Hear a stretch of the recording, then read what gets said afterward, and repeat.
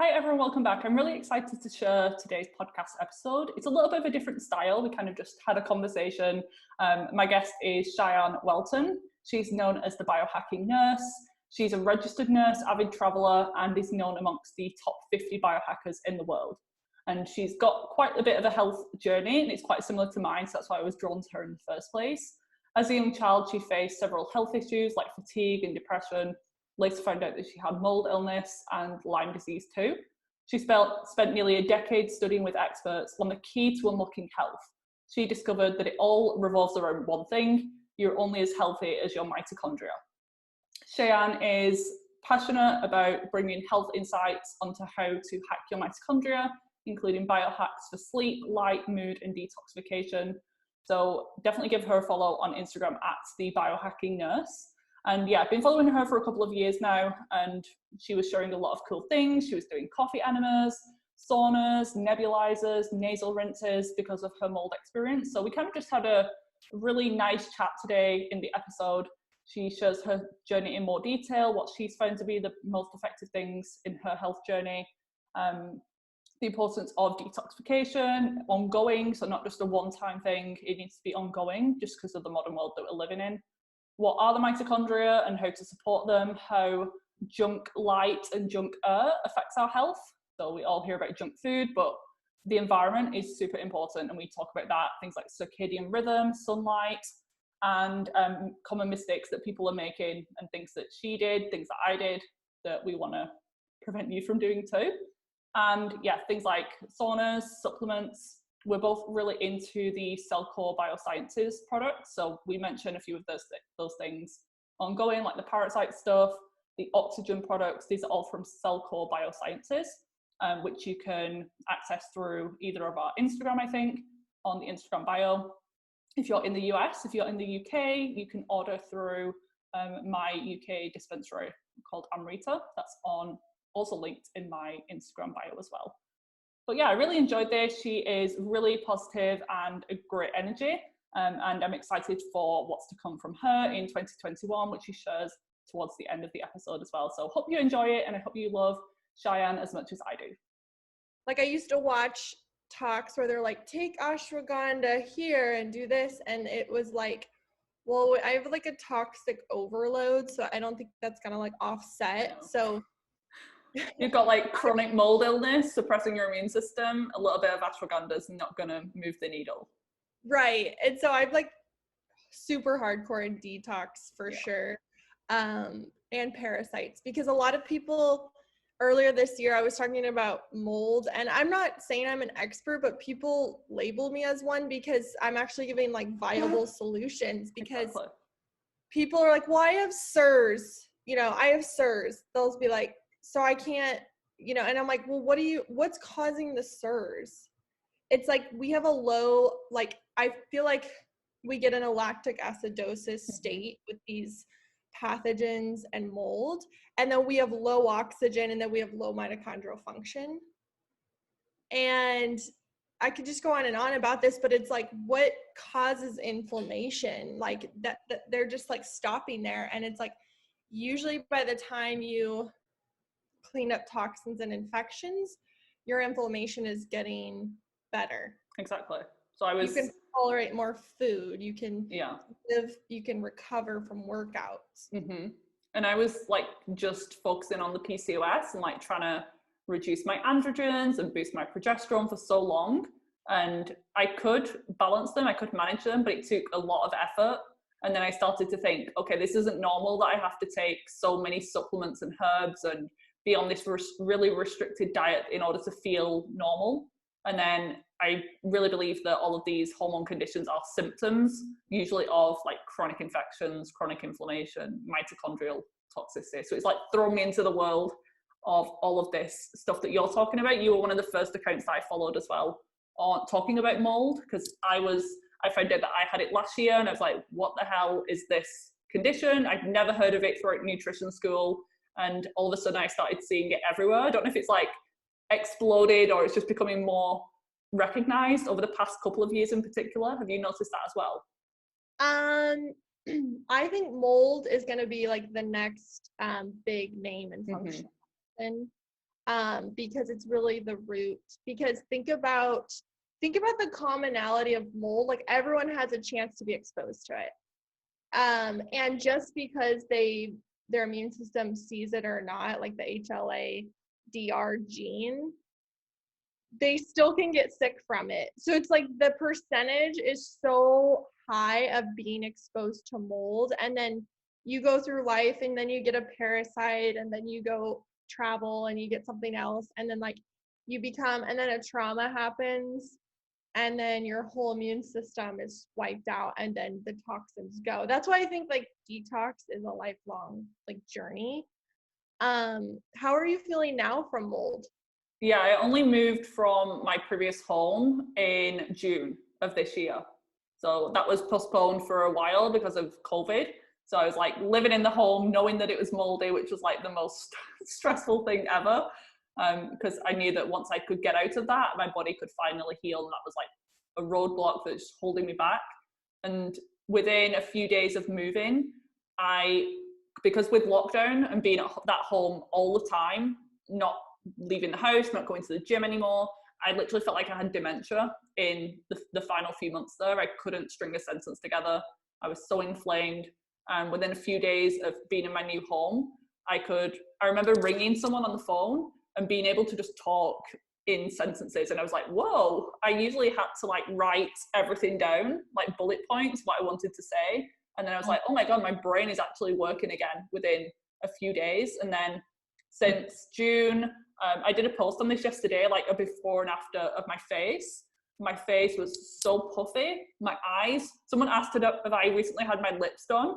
And I was like, no, I've never had any work, but it's because before my face was so swollen, my lips were really tiny. I was like, no, this is just how I This look. is like an amazing story though, because like people, like women think they're really stressed, and that's like a hormone, like I'm losing my memory, and then they just buzzword to hormones.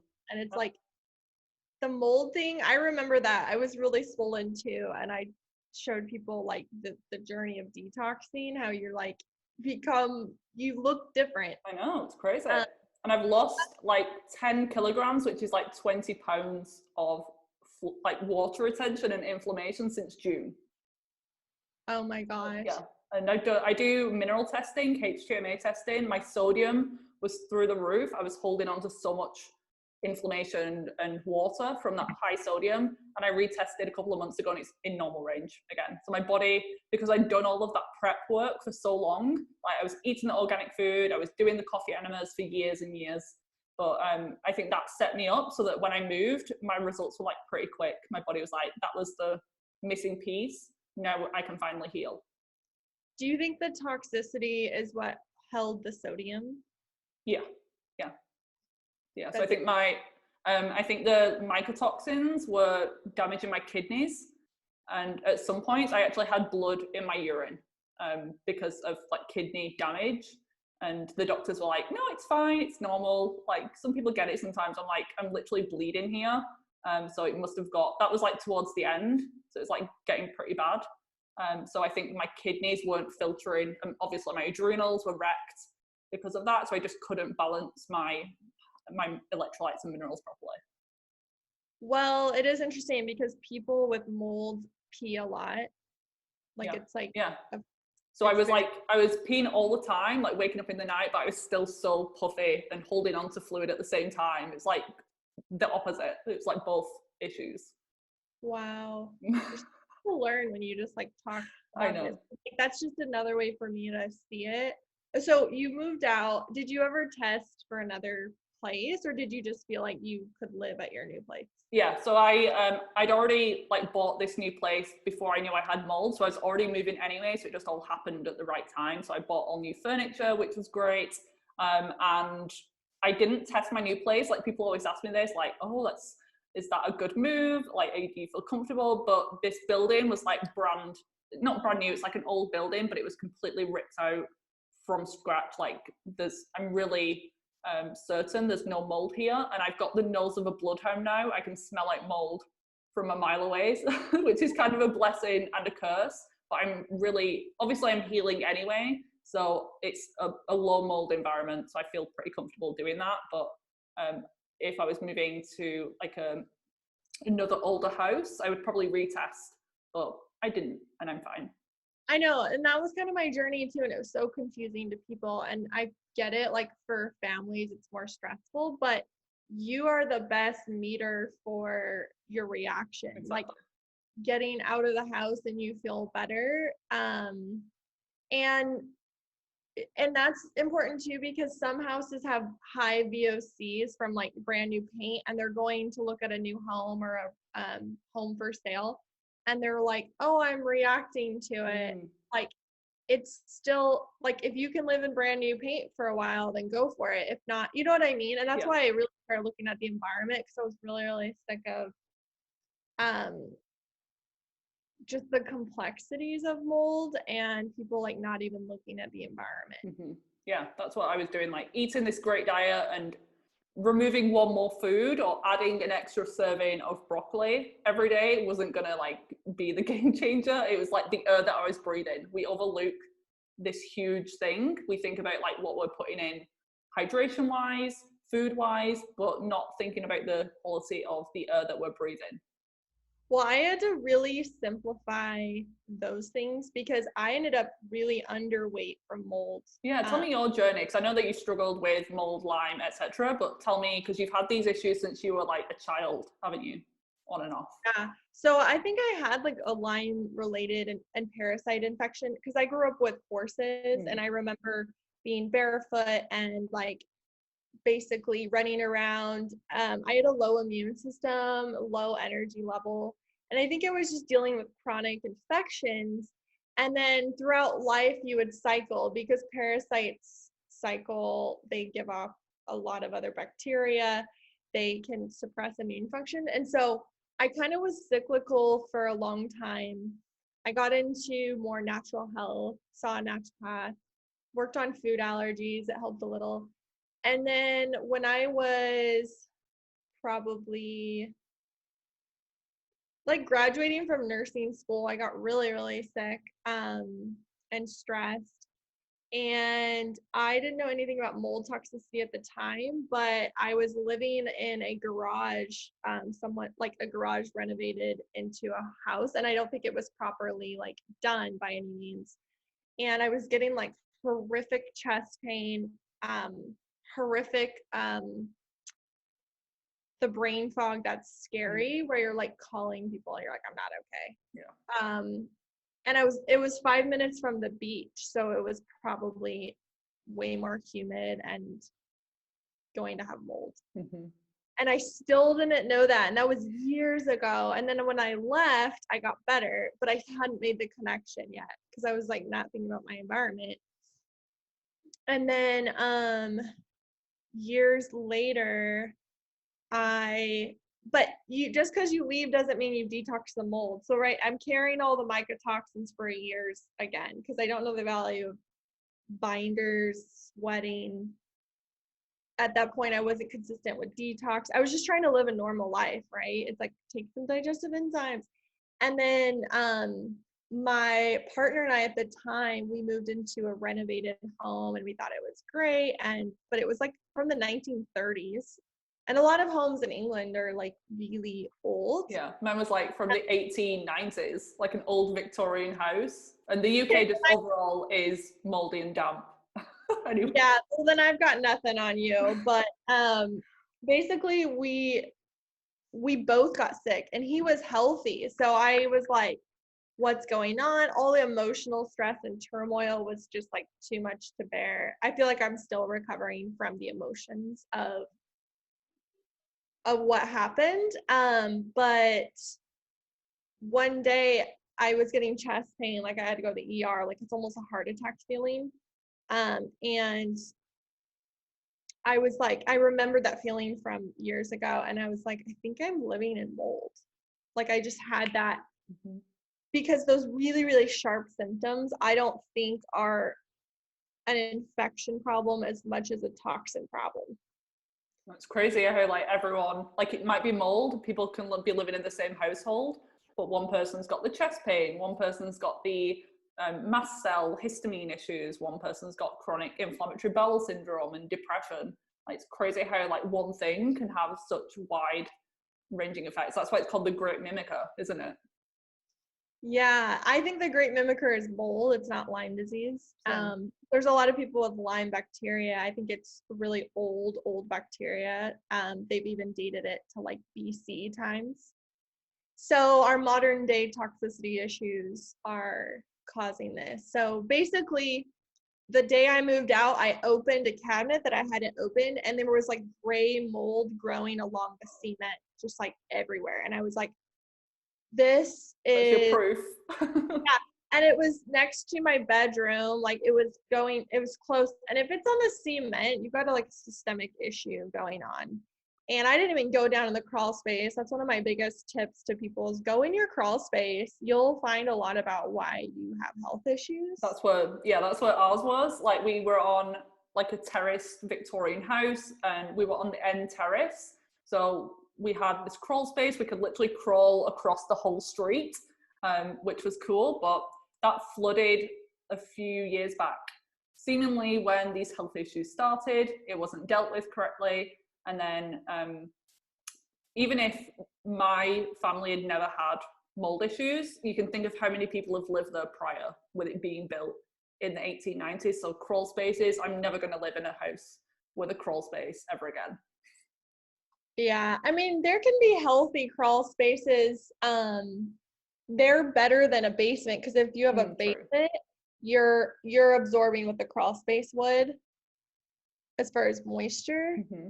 So it's not always a bad thing because even if you have a slab with no crawl space, if you don't have proper drainage, like, and it's not running off, it's still seeping into the home.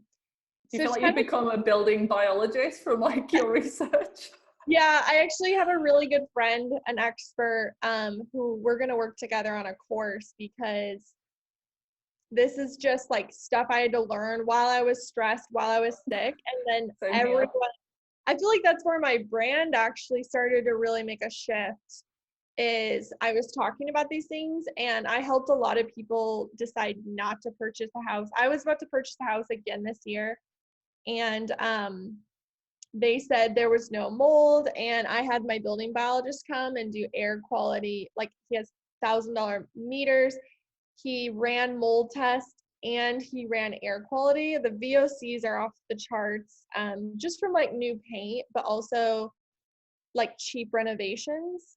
And then VOCs are going to harm the immune system too, right? They're going to cause a lot of oxidative stress. And then the mold issue, he gets down and he runs a mold test in the crawl space. And there were mycotoxins that cause cancer. There were mycotoxins that cause birth defects. So like thinking, you know, I'm in my childbearing age years. I'm like, that would have been my first home starting my journey like that. The one that I had off the charts was the mycophenolic acid. So that one's used as like a organ transplant rejection drug. So I was literally taking medication from the air that I was breathing. No wonder my immune system was suppressed. I think I tested because I did like a Lyme panel around the time as well, Lyme and co-infections. My natural killer cells were like 0. And I had the Borrelia as well, but I on the same page that the Lyme oftentimes isn't the problem, it's the mold that's the issue. Once you knock that out, like people spend years and decades doing antibiotics and like harsh treatment, but if they have mold, then they're never going to get better.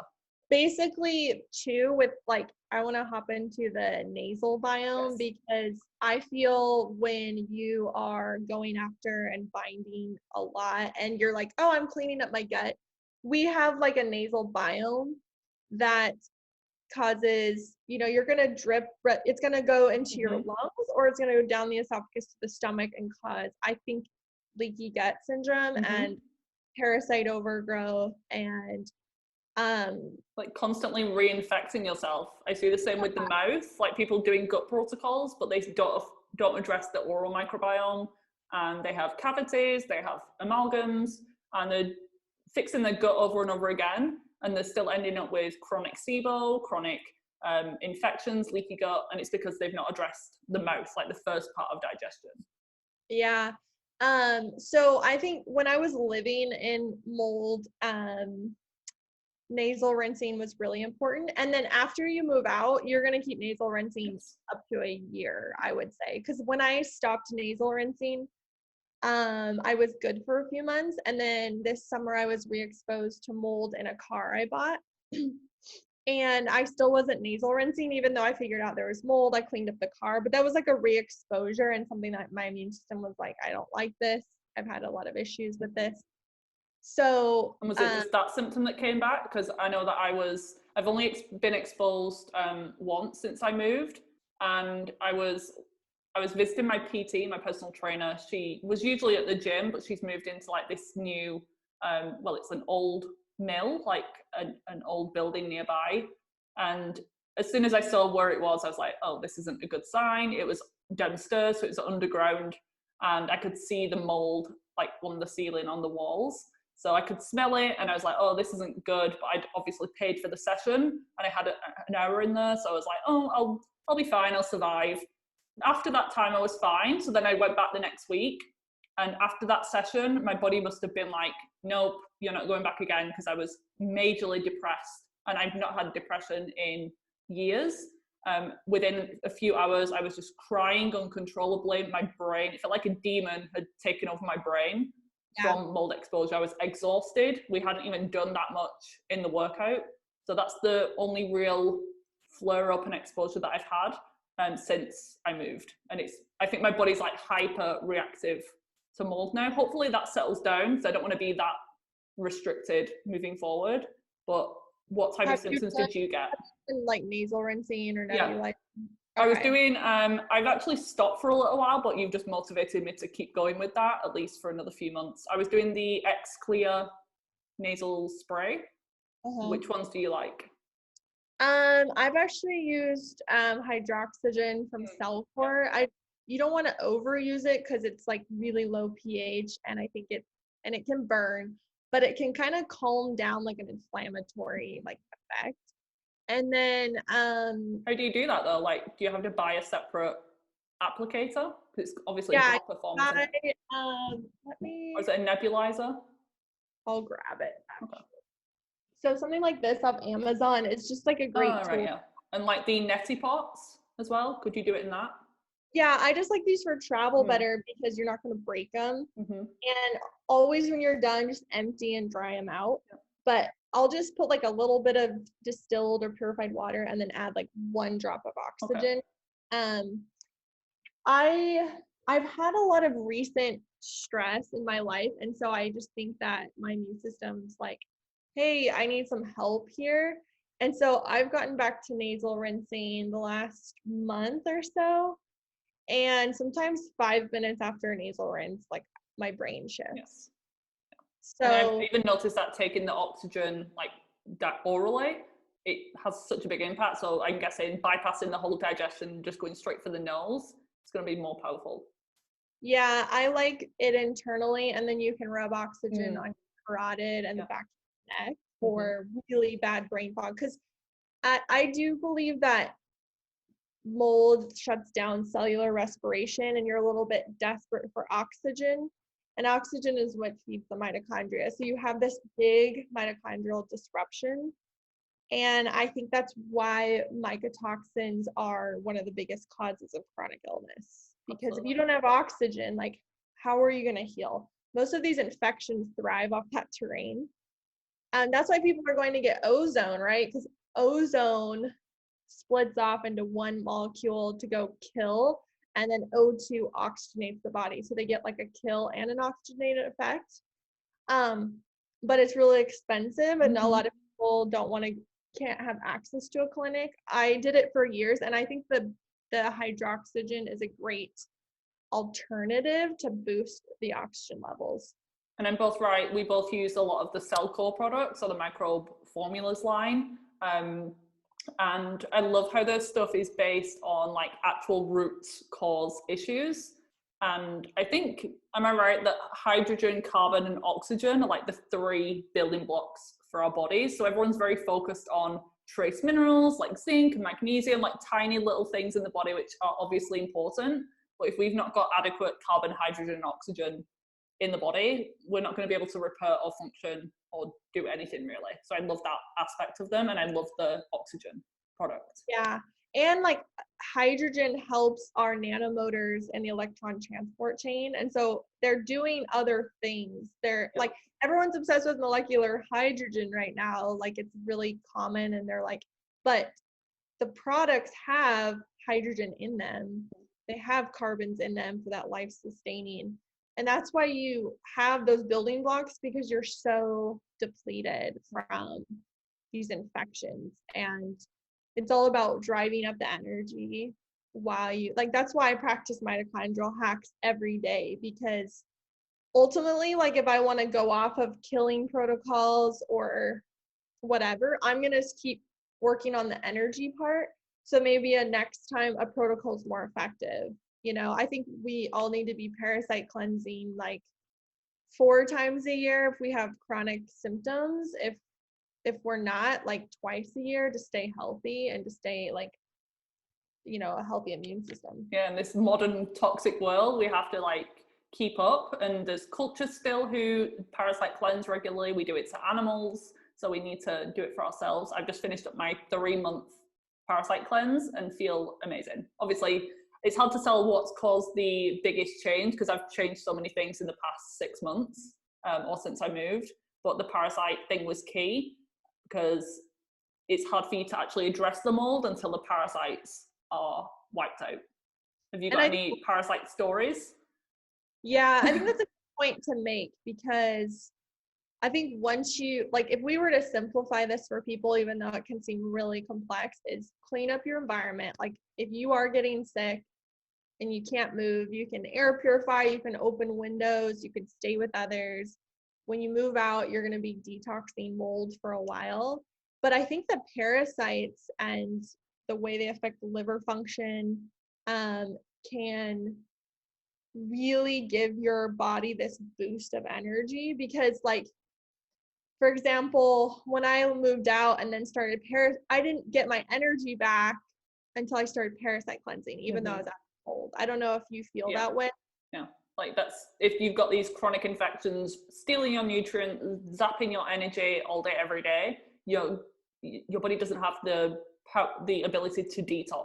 Like, you need some reserve, some energy, some nutrients to actually fuel liver detoxification. So if you've got parasites, it's going to be very difficult for you to do that. And I think what's really sad in this industry is, one, not enough people are talking about mold in your environment, and then 2, there's no great testing for parasites. So then I know a lot of people just aren't getting solutions.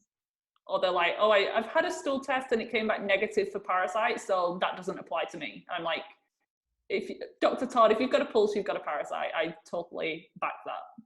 Well, and I had a perfect GI map when I was sick, except a low SIG-A. Like, I knew I didn't have beneficial bacteria, but a perfect GI map. So my doctor's treating me as, oh, your gut's fine. And I go on parasite cleansing the next year and I'm seeing massive worms.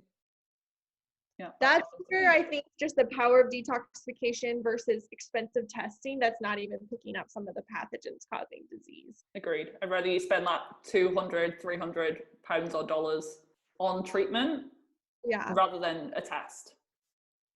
So with your journey with parasites, like, what do you feel like? Because I have a lot of people who parasite cleanse and they don't really see, sometimes people don't see the end goal, or they're like, how long do I have to do this? What was your experience and how will you keep using it? Yeah, so I'm definitely going to be doing it at least a couple of times a year, just ongoing, because I noticed such a big difference. And I've done like 50 gut protocols in my life, and parasite cleanses and like leaky gut protocols before.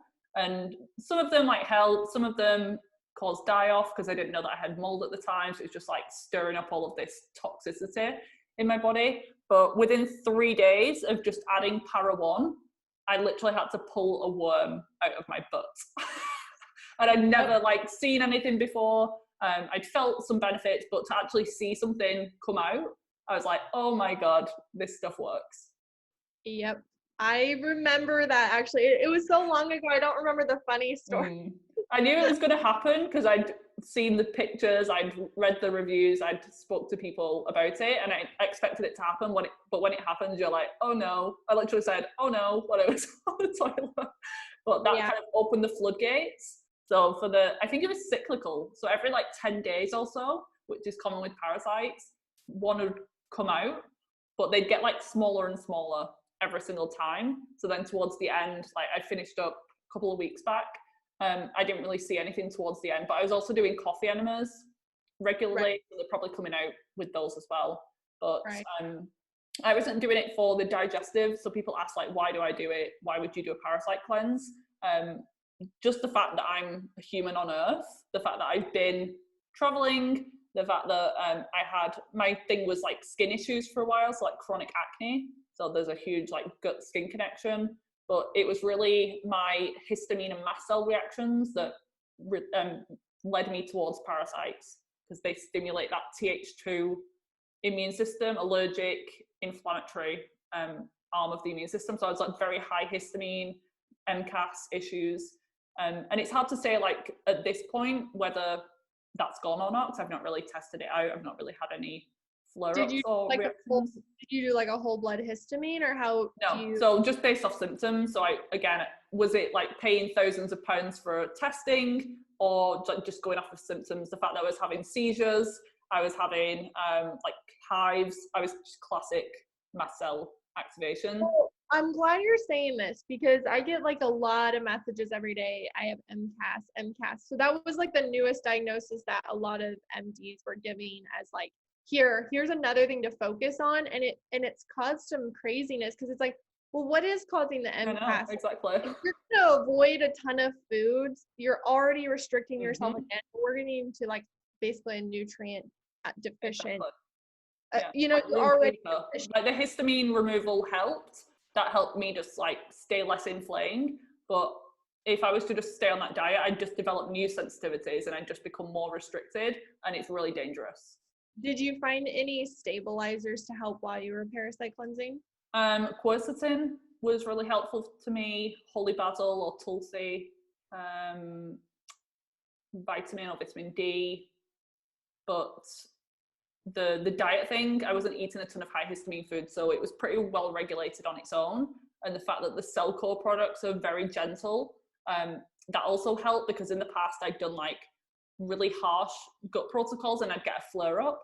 But I think just being out of the mold, doing the coffee enemas like helped me detox better, so that I wasn't getting a huge reaction during the cleanse. Well, Para 3, that's when you say it. Para 3 uses holy basil. Yeah. So how did you tolerate Para 3? Yeah, I was really like hesitant to add that in. So I did the Para 1 for a couple of months. And then I added in Para 2, everything was going good.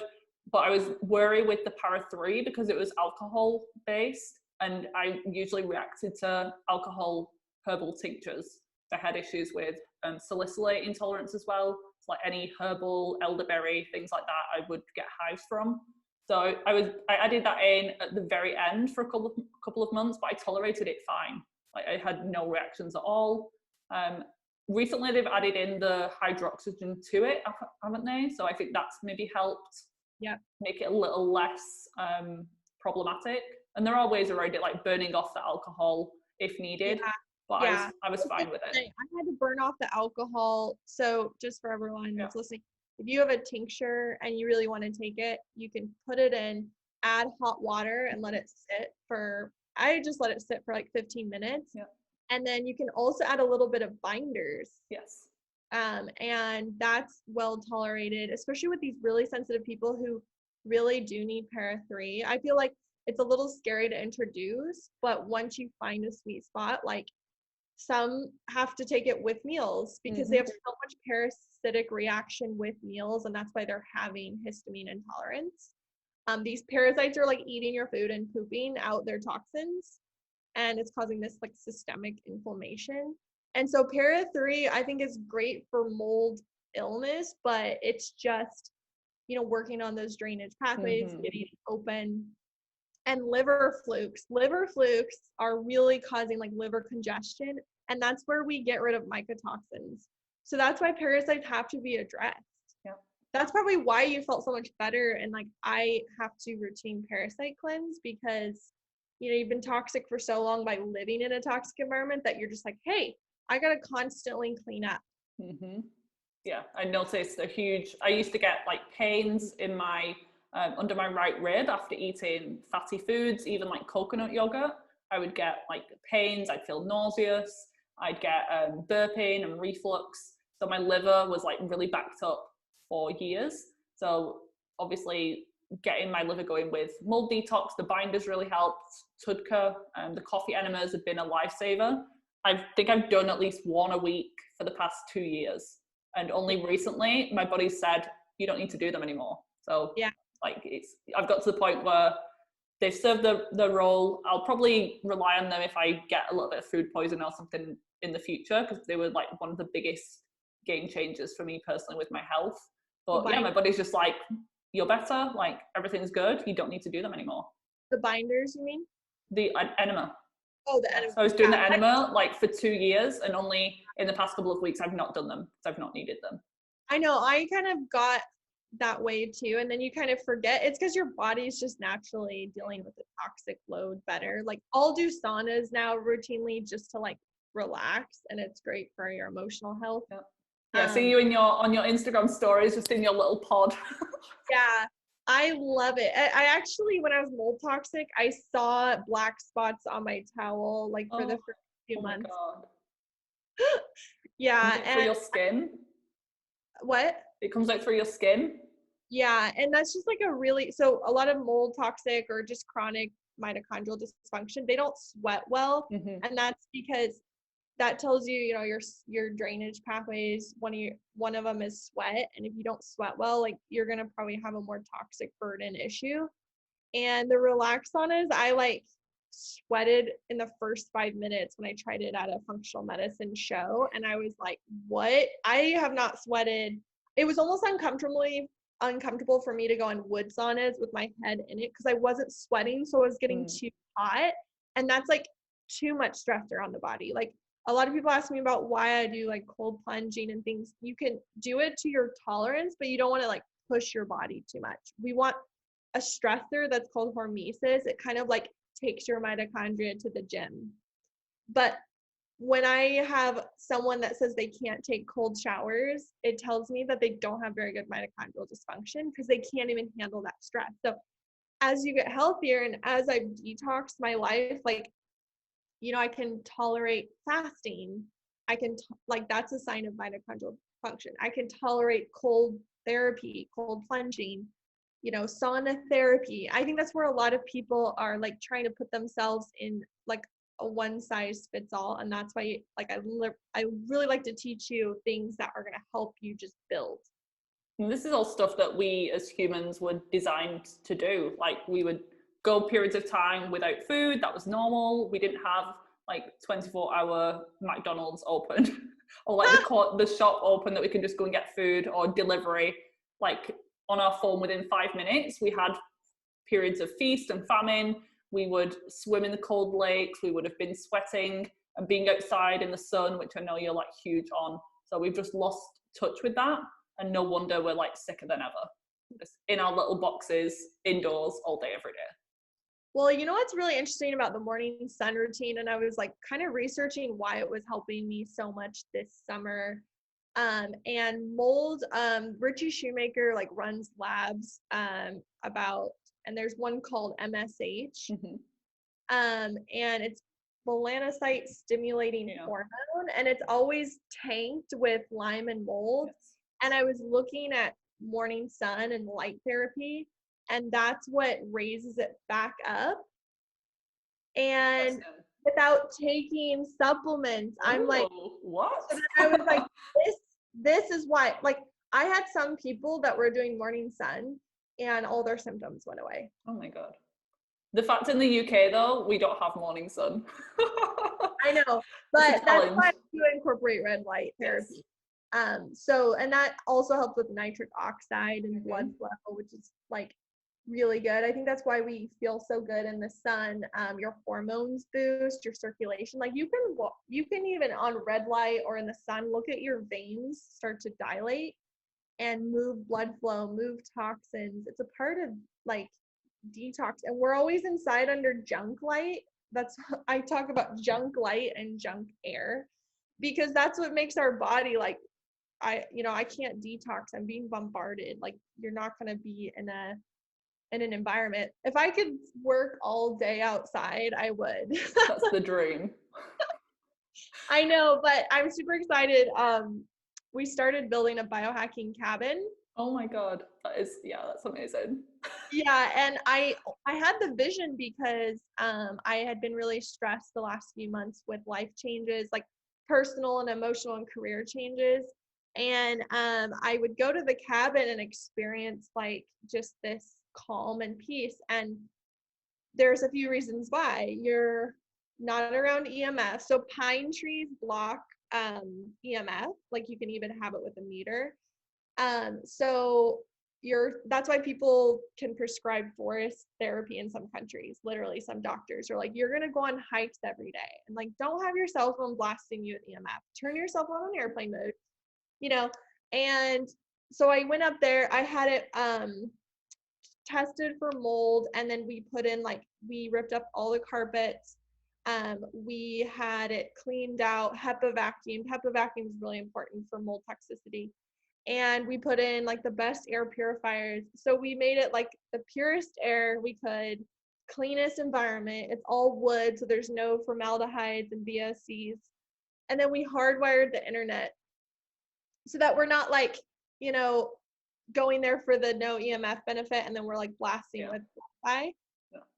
And so I'm really excited because I think that our environment can actually just completely change your health within a matter of days. And I want people to experience it. So we're working. Yeah. Like, I want to come. I'm actually working on with being like one of the first, biohacking retreat centers that you can come and stay and just literally learn how to biohack and learn what it feels like when it's all put together for you. Yeah.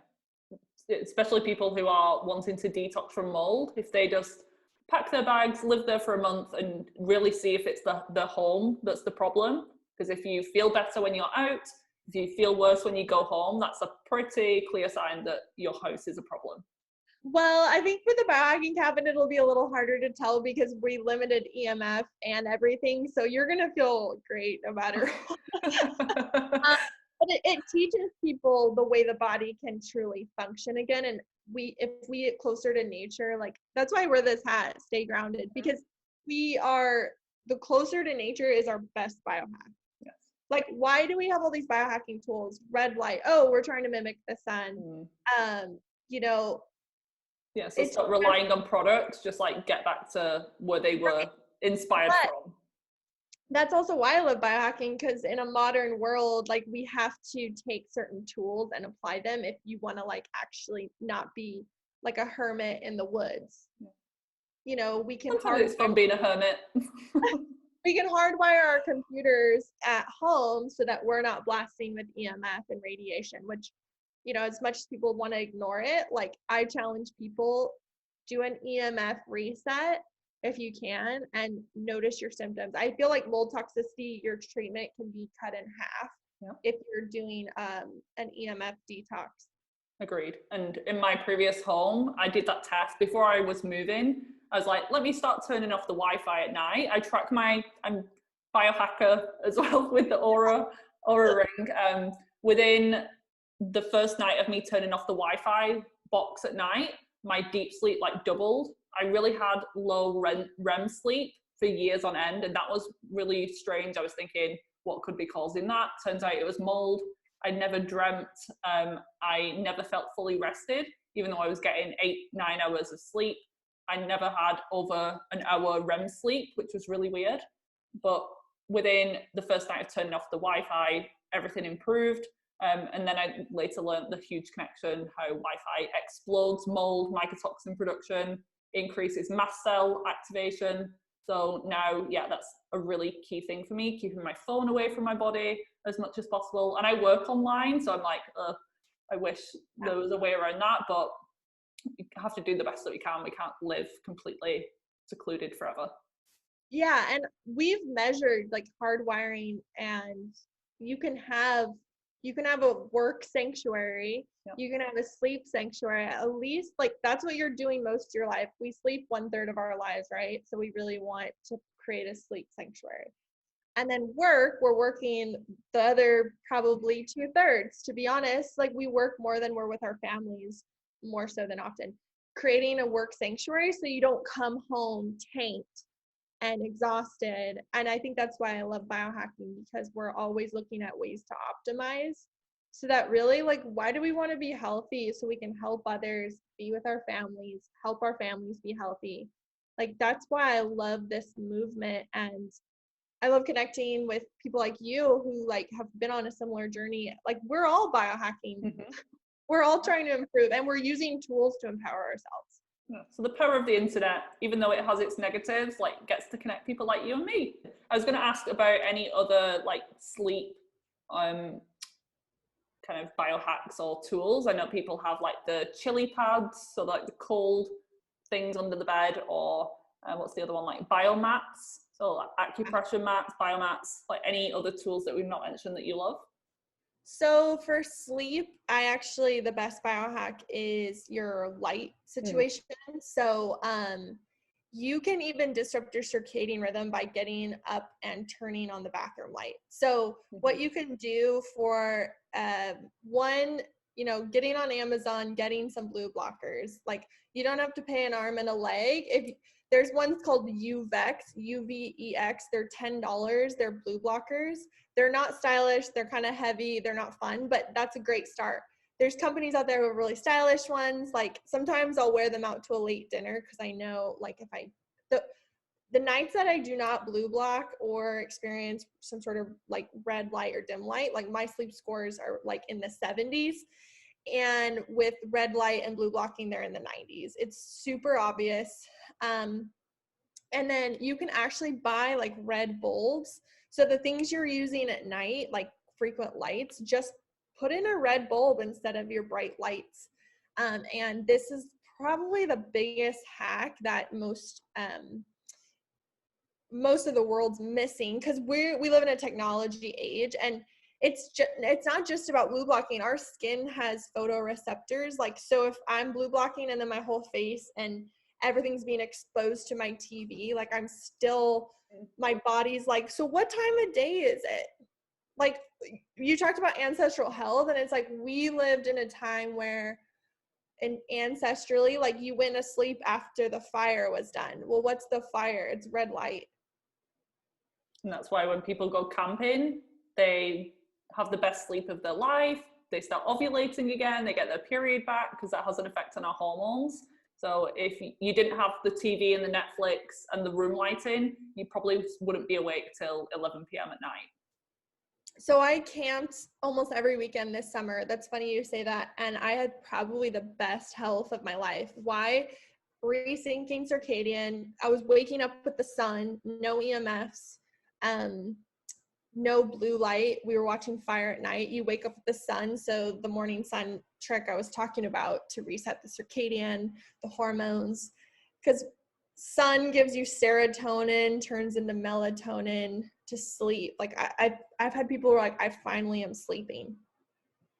And how do you get over, because I know with me, especially with mold, and now knowing about Lyme disease, when I'm out in nature, I'm like always thinking about ticks. When I'm in old buildings, I'm always thinking about mold exposure.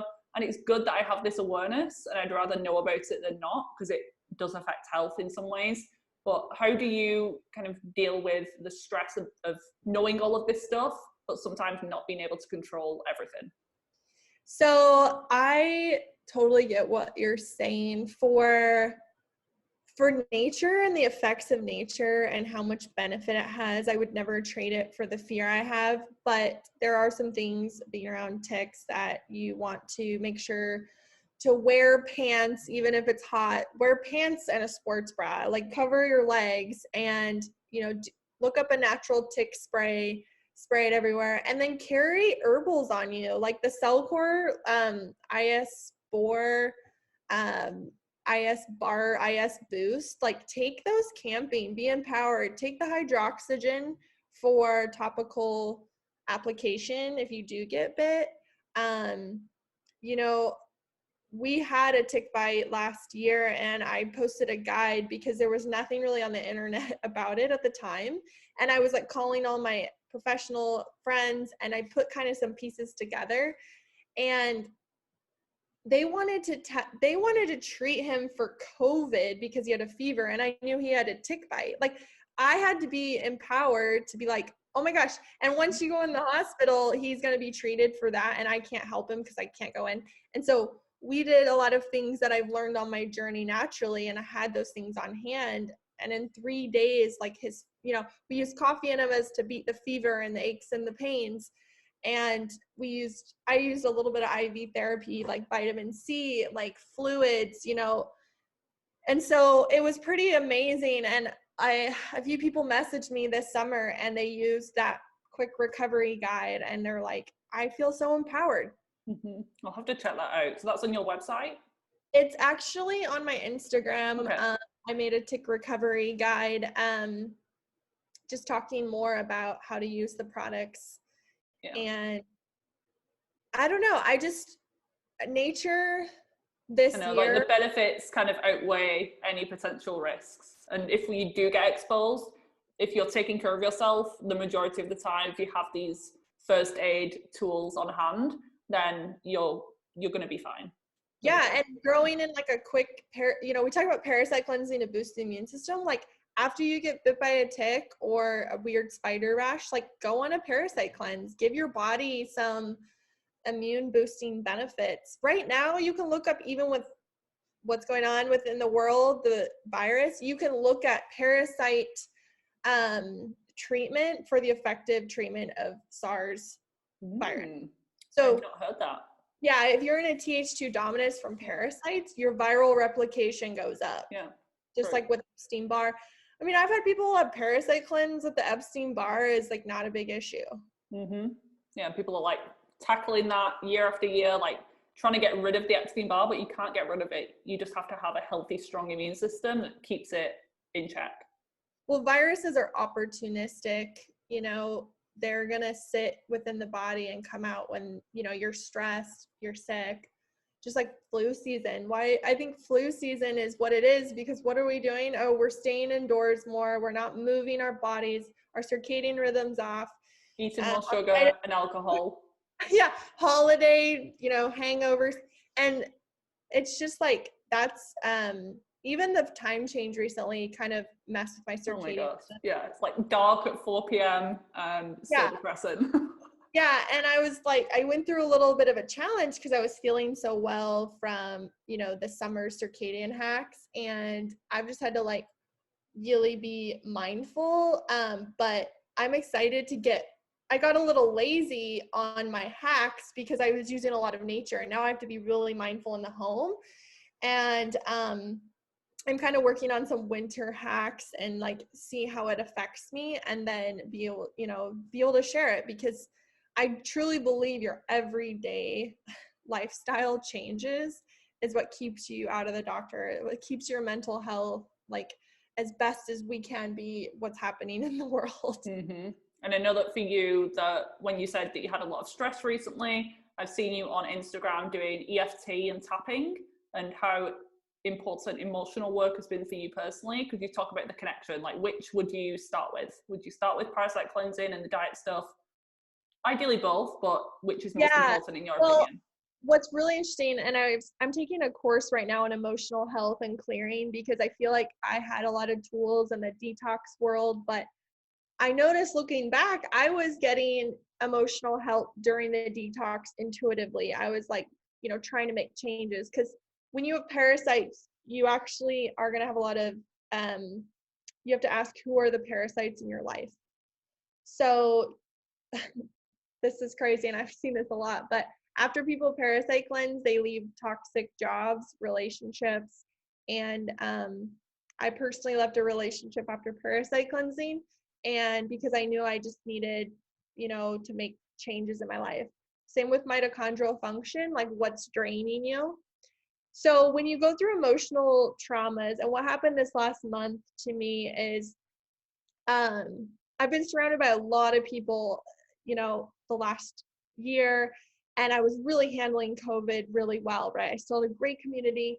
And I ended up leaving to pursue more of myself, and I didn't know why. And I was like, I'm going to pursue. Was this leaving your job as a nurse? Yeah. Okay. And a full-time gig. And I just felt like I needed to pursue the biohacking nurse. Like, I was like, I don't know why, but I'm like, I needed more time because it was starting to take more time than my job. And what happened is I became very alone very fast, right? Because you're not around people, you're not getting, and then what's happening with the world with COVID. Well, the last time that I was really, really sick in my life, I was alone. And so being alone and the trauma of that, I was learning in my emotional class last night, those pathogens and toxins have a memory with them. They have an emotion. And so if I'm going through those emotions of being alone, what's happening to my pathogen load again? So that's actually what happened. I had symptoms of COVID. I had a viral outbreak, kind of just chest cold. I didn't get tested. I called the nurse by that time and she said no, but I had strange symptoms. I was dealing with loneliness, grief, which is stored in the lungs. And then once I could like get a hold of my mindset again and use some of the tools, like I recovered. So I was like, this is so related to emotions. Like I had extra tools, but the stress and lowering my immune system. And so the last month, like I'm really alone, right? And then I'm like, oh, it's time to parasite cleanse again. Because when I was alone, way back when, the last time I was like spending a lot of time by myself was 4 years ago. You know, that's a long time to like get used to something else. And so now, like, I'm not in a relationship anymore. I'm not depending on a job to keep my emotions like going. And so this has been a really interesting journey and a time for growth for me personally, to be like, okay, pairing, I like what you said. I like pairing them, like pairing detox emotions, because when the body moves and pathogens die off, like emotions are coming with them. Yeah, sometimes like if you're chronically inflamed, you have all of these infections, it can be really hard for you to actually like process those emotions and like deal with the limiting beliefs and traumas in your life. But then the other way around as well, if you're eating terribly, you're not going to the bathroom every day, you can't get those out either. So it needs a little bit of physical health and working on the emotions at the same time for the best results. So thank you for sharing that. That's really vulnerable. Yeah, and just like part of draining toxins has to do with your organs, and each organ has an emotion. So every day, think about maybe an emotion that's affecting you. Think about something that replaces it, and meditate on that, and do some EFT, whatever you need to do, and your drainage organs will work better, like your bowel movements, your liver flow, your kidneys, your brain, even brain fog can improve. Your brain's an organ. Yeah. So if you've got chronic IBS, you've removed gluten, cleaned up your diet, done some parasite cleansing, and it's still there. It could be, I think the stomach is feelings of worry, not feeling safe in the world. So it could be an emotional connection. So I'm always pushing people to dig deeper. There's always an answer. Your body isn't failing you. There's a reason for your symptoms. And that's why people get ulcers, because stomach is worry. And True. Your thumb actually is stomach. So that's why toddlers suck their thumb. Interesting. That's really cool. And I'm interested with you moving forward now with these new changes in your life, like what is to come from the biohacking nurse? So I really want to be a resource for a lot of bringing in experts, like showing my audience like that you can hack and heal in your home. It has a lot to do with your environment. I think changing your terrain, your outer and internal environment simultaneously is very, very effective. I still study under people trying to get better with clients, but I really like a group and a community, and that's what I'm more working towards. I really like, just getting on the phone with you today and on Zoom. It's like we are reminded the things we do. We learn from each other. Like we all have great tips and knowledge, and I feel like it's better in a community. And then this next year, 2021, a friend and I are founding Biohacking Women's Summit. So we're really excited. I really want to bring the biohacking more to the women in this world. It's a very male dominated industry. And, we're not waking up every day being like, oh, 6 a.m., bulletproof coffee, red light. Like, it doesn't work. I've tried it and failed miserably. Women don't function that way. Women are intuitive. They're emotional. Like, some of our best biohacks are emotional well-being. And that's why I'm really excited. And I had this vision of just kind of the things that I ran into this year, and bringing that together and featuring experts for people so that they can just choose and get the information that they need. Because I think that's one of the biggest parts of your health journey, is like learning and applying and seeing what works for you. That sounds amazing. So I'm so excited for that myself. And it's so true with the whole, like even research studies on keto diets, intermittent fasting, a lot of it is done on men and postmenopausal women, because they can't like study things like that with women who are potentially going to fall pregnant. Men are on this 24-hour cycle. They can do the same things day in, day out. Women, we're more of a 28-day cycle. So we're different every week of the month, every day of the week, pretty much. I love that you said that. Like, I think the intermittent fasting and just the over like doing the diets, I just can't imagine. I feel like when we clean up our terrain, we can better digest food. When our emotional health comes to balance, like I still love eating like mostly grain free, but there's times where I'm eating whatever I want except gluten because of Hashimoto's. But I don't know. I really agree with that. Same here. I came into this world as a nutritionist, like very diet focused. And now I'm like, diet is important, but it's not everything. It's the environment, people you're surrounding yourself with, toxic exposure. So I love that we have this truly holistic approach, and not just narrowing in on one area, one body system, just hormones, just gut health, like a combination of everything. Have you found any relation with like parasite cleansing and the cycle? Yeah, because there's a huge cycle with symptom flare-ups with hormones around the full moon. So most women ovulate with the full moon, menstruate with the new moon. So people whose symptoms are terrible at those times, I'm always thinking parasites, because they're the times that parasites are most active as well. And especially people with like chronic period problems, chronic skin, acne issues. If they've tried everything, like we've already done the gut work, we've improved just getting the bowels moving, we've restored nutrients, we've cleaned up their diet. If they're still struggling and it doesn't make sense, usually parasites are a driver. I've really found that to be true.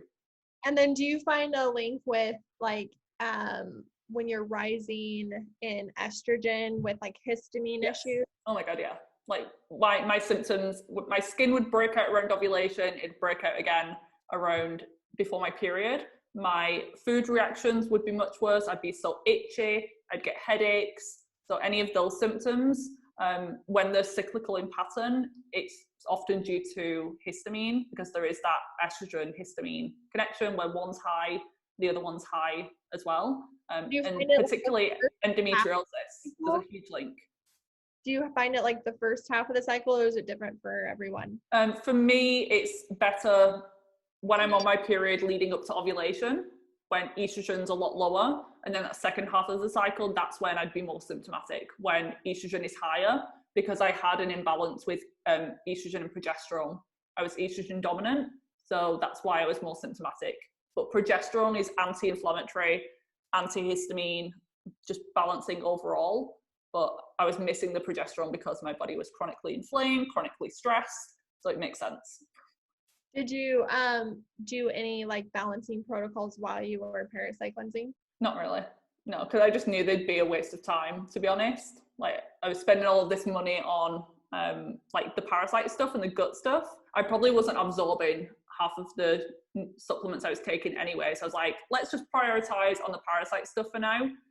Because I'd stopped ovulating for months, and the mold was driving my PCOS symptoms because it was causing insulin resistance, it was messing with my gut. Like these are the drivers of PCOS. So I think only last month, 3 months from when I moved, I started ovulating again. my body was just like, yeah. But now I'm dealing with post-mold hair loss. I didn't know that that was a thing. I knew that it was a trigger when you were in the mold. I never had that. It was about 3 to 4 months after I moved, my hair's like shedding. Even though I feel amazing, it's like on a delay from when I moved back in June. And I was talking to Dr. Todd about that, and I wonder too if, because the hair, like that's where people measure metals for HTMA. It's like a detox mechanism. Yeah, maybe. I know. It's like when you go through a virus or an illness or major stress on the body, you get hair loss 3 to 4 months later. That's exactly what's happening. So it's really frustrating because I've dealt with hair loss multiple times before. And the fact that I'm the healthiest I've ever felt, but my hair loss is happening, I'm like, oh my God, something else. It's never ending. Put some minerals and oxygen on scalp in the hair. And then red light has really helped with growth for my hair. I'm trying all this stuff, but I think it's just like riding it out, being patient, not stressing too much about it, because that's going to make it worse. Yeah, and it's hard to tell women that when they're going through it. Like, it's one of the most like prized possessions I think we have is our hair. And I remember living in mold, it was coming out like clumps in the shower. And it still kind of sheds, but I get a lot of new growth too. And you know, like my hair grew like this much after like getting a hold of my health, even though it will still come out, it's growing. Yeah, exactly. So that's what I was like, if it was mold, it would have happened when I was in the mold, but I've ruled out my thyroid, I've ruled out iron issues, my adrenals aren't too bad, so it is definitely the mold that's causing it. It's just on a delay from back in June. Because I pushed it pretty hard with the detox. I think I pushed it a little bit too much at times. So I was like, I want to get better.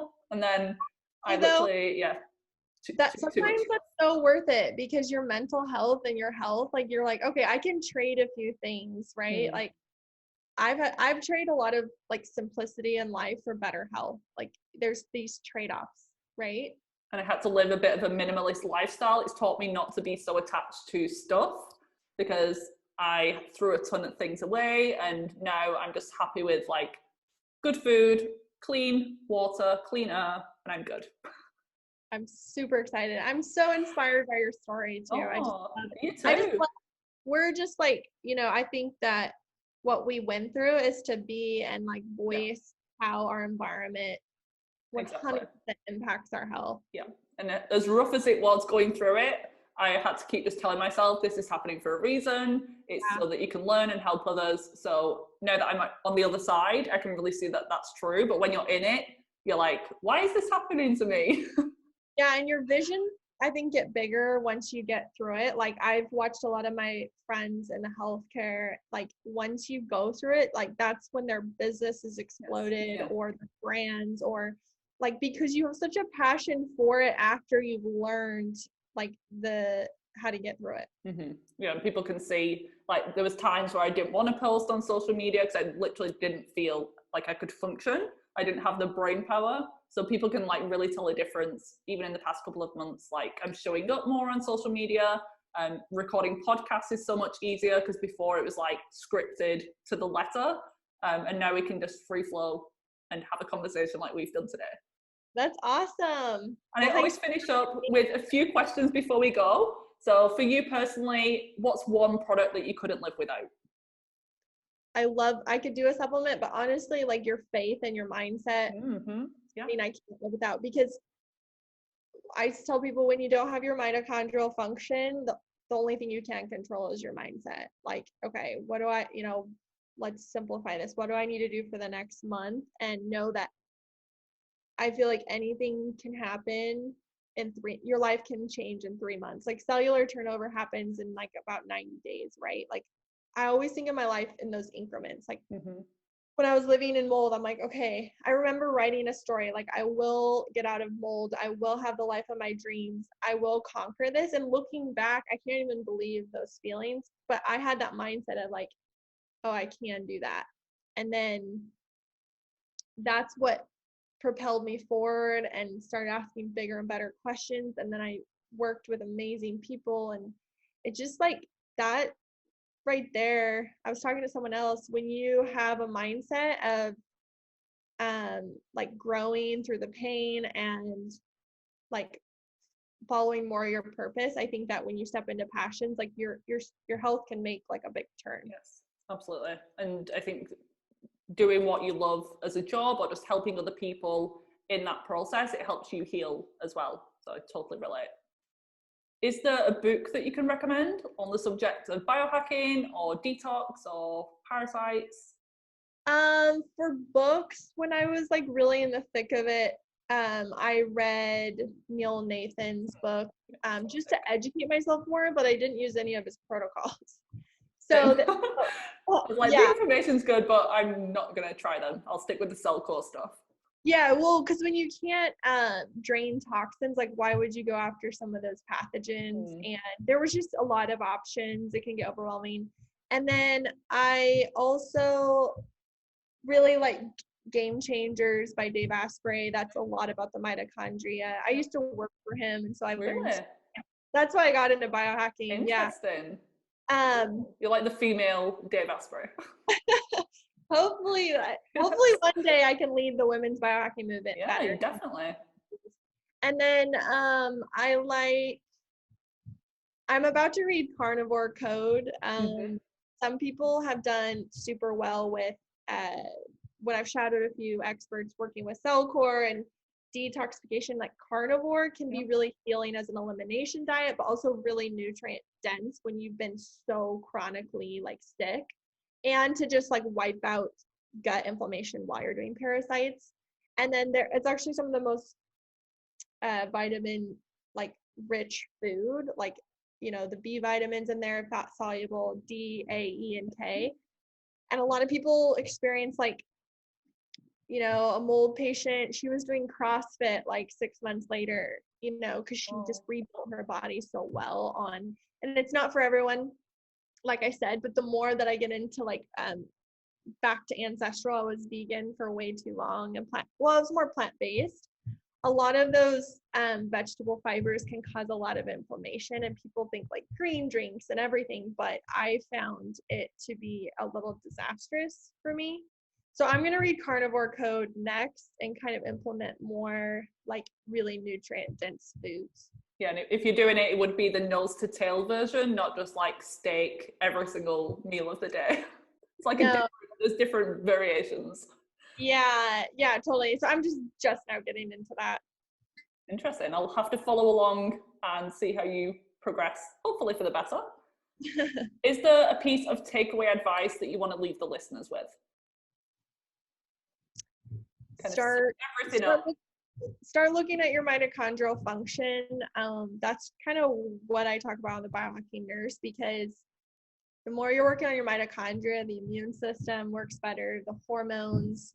You even have mitochondria in cells of your gut. People just want to talk about the gut, but there's like cells in there. We need energy to like push toxins out, to poop. Like we need digest your food. Some of the most mitochondria rich cells are our brain and our ovaries. Like we want those to be working, right? We want to be like the better we are able to reproduce, I feel like we're living in our natural state of being, like, and better mental health, better mitochondria, use light, you know, use grounding, use nature, and then address your mycotoxins and mold, because they rob the mitochondria. And then parasite cleansing can also really help get back your oxygenation, your nutrient status. Like so many things can change from this. This is how I recovered after seeing so many experts that would just throw a test at me, not put those pieces together, and cost me way too much money. Yeah, people ask me all the time, like, who helped you figure all this out? And I'm like, I did, because I was getting nowhere with practitioners like conventional or functional holistic. So it's been a journey, but it's totally worth it. And I'm sure that you agree. The very last question is, so you mentioned your Instagram page. Just remind everyone again where they can find you on Instagram and your website. So Instagram is my main kind of thing, because I like to share daily wellness tips, but I just got a website at biohackingnurse.com where I'm going to be doing more. I want to post interviews like this, and we'll be doing way more with a newsletter, like top mitochondrial hacks, coming out with just, I like to find the best products and be able to like show people, and I like to show people kind of what experts are saying that I trust, because I've had to try all these things first. I'm not just randomly choosing someone because they have a cool, you know, outlook. It's like I'm focused on people that are talking about the mitochondria, that are talking about environment, and what really changed my life. I'm so excited to follow along in 2021. I think it's going to be your year. And hopefully the pandemic has gone by then, but who knows? Yeah, and if it doesn't, like we want to create an amazing online community. Yep. So amazing. Thank you so much. This has been so fun, and I'm glad that we got to connect. All right, thank you. Have a good one.